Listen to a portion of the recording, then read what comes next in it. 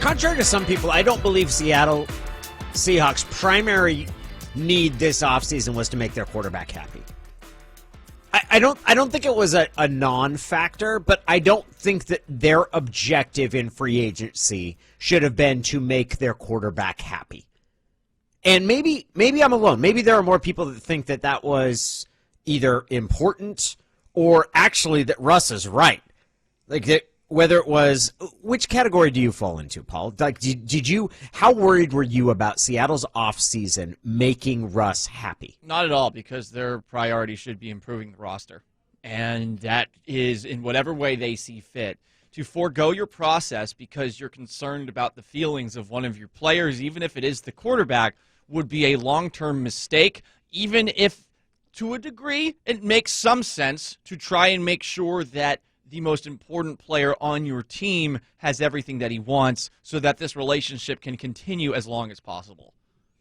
My belief is what will make Russ happy is winning. Winning in the playoffs. And I don't think that even if you went out and did everything that he wanted, and on May 1st he came out and said, this offseason has been better than anything I could have imagined. I feel like everything has been hurt. If you go out and roll out 7-9, you're going to tell me next offseason he's going to be like, oh, you know what? I totally agree with everything the team did because they did what I wanted.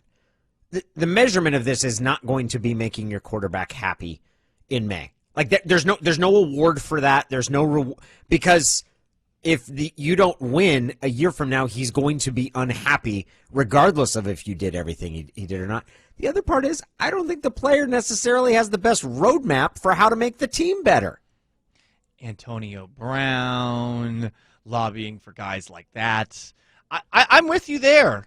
And bringing up that you're hit a lot the season after you had some struggles with the offensive line this year, I don't know that you can still point at the offensive line to the same extent and say this unit is unacceptable, because I think it made strides last year.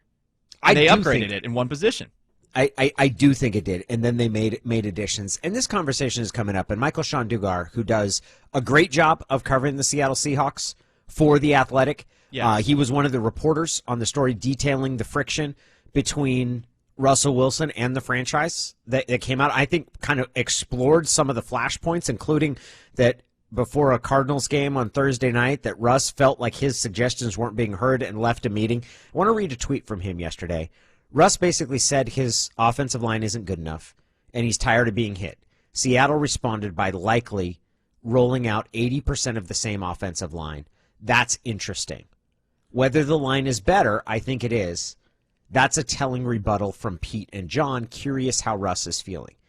Michael Sean's right in this regard. It is a question of how Russ is feeling.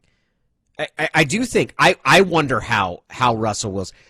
The part of it, and there are people who believe that Seattle was wrong in the approach that they've taken. And that's the next step where I'm like, man, it's possible Russell looks at this and says, hey, this is the same old, same old. I've made my suggestions and they haven't taken it.